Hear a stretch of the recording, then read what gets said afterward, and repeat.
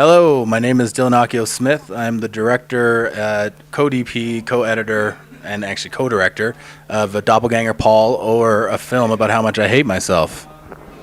And I'm Kris Elgstrand. I am the writer and co-director of Doppelganger Paul, or a film about how much I hate myself. Well, we kind of call it a stalker buddy road movie comedy.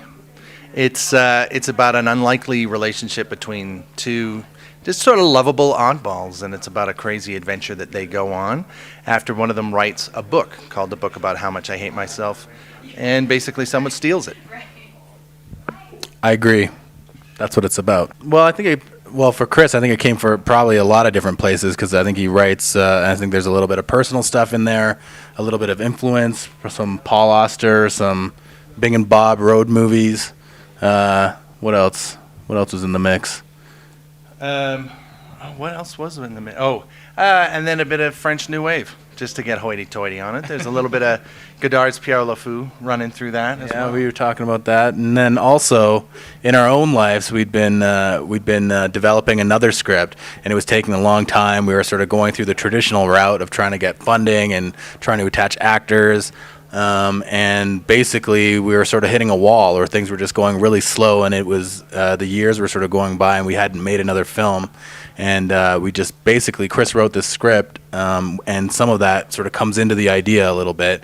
And we just decided, like, we should just go out and make this thing, and not do it through the system at all, and just do it through our own little system. Yeah, I mean, definitely in the. I don't know. We kind of started thinking about mumblecore a little bit, and then decided that the handheld wasn't actually the way to go. So we started doing more stuff on dollies. So we were sort of playing around with the aesthetic as we were going. I think, a little bit of mumblecore, a little bit of probably. I mean, we really like P.T. Anderson and every film that he does, and I always love Kubrick. So those are definite references for visual stuff. Other than the fact that I'm nuts, I think that's probably the underlying story of making the movie. But no, I mean, probably the biggest thing is that the characters go on a road trip in the movie, which, that's the road movie portion of the film.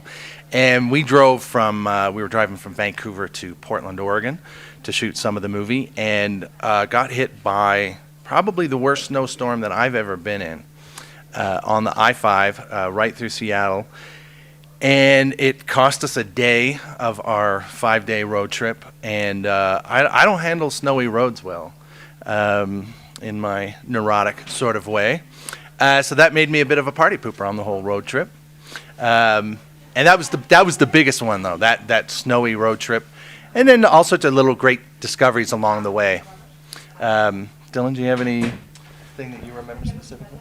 One really good discovery that was that we found this polar bear enclosure. We were supposed to shoot a scene, and it was going to be at the whale pool at Stanley Park at the aquarium in Vancouver, and it just did not look good. We didn't have proper license to shoot there, so we might have got kicked out of the park and not been able to shoot the rest of our scenes that we were going to shoot in the park. So we ended up just sort of stumbling upon this other location, and it just was beautiful, and it worked out so well for us. It was like the middle of autumn, and the red leaves were sort of falling from the trees, and it was just something that we kind of stumbled upon, and since it's sort of become like our poster image is sort of about the polar bear.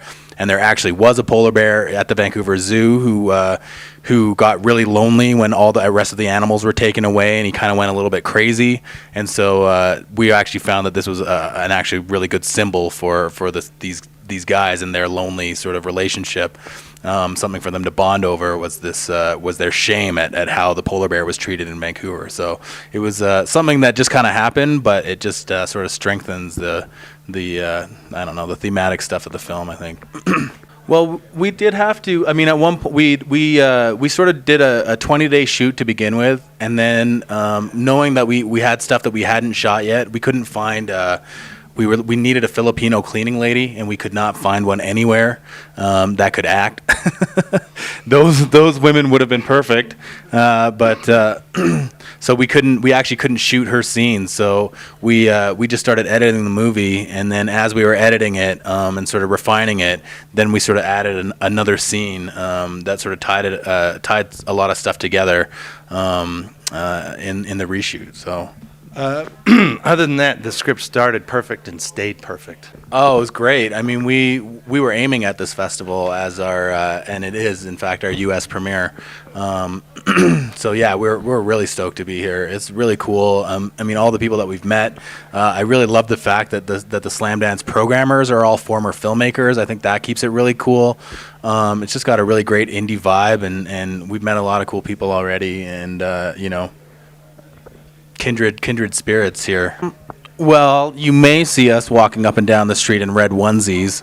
I won't promise anything, but you may see us do something like that.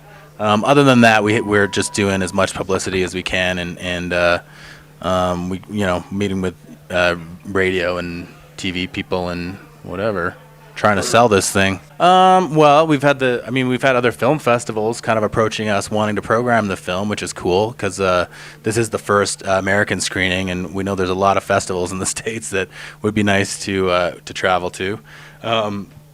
Other than that, we're sort of working with our sales agent trying to get distribution for the film, and that's kind of in their hands. They kind of keep us far away from that and let us know how it's going for them at some We'd point. bungle that if we were too heavily involved, I'm sure. It's the first one that we've co-directed together. I directed a feature film that Kris wrote back in 2005. And we've done a bunch of shorts and stuff as well before that. So we have our company's called the Whatever Institute, and we've been working together for 10 years, Yeah. 10 years or whatever. We're a Canadian institution. Combative? No. Not at all. Drag out, yeah, headlocks. I don't know. Lots of silences, punctuated by lots of endless conversation, and then silences, and then conversation. Awkwardness. I think Yeah. actually, you know what? During the making of this one, I think it probably brought us closer together because we were sort of there on at every decision together. So I think it really probably just crystallized like the kind of stuff that I like and the kind of stuff that Kris likes, and I think we're sort of starting to see the merging of the two things now, which is good.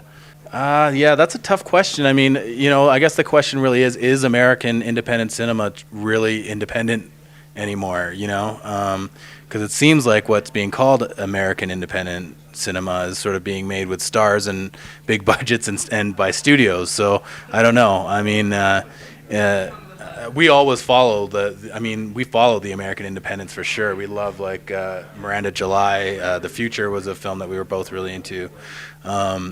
I mean, we follow a lot of independent American filmmakers. In Canada, it's a little different. We have, we can get funding from the government, which is a huge bonus for us. But I don't know. I don't know.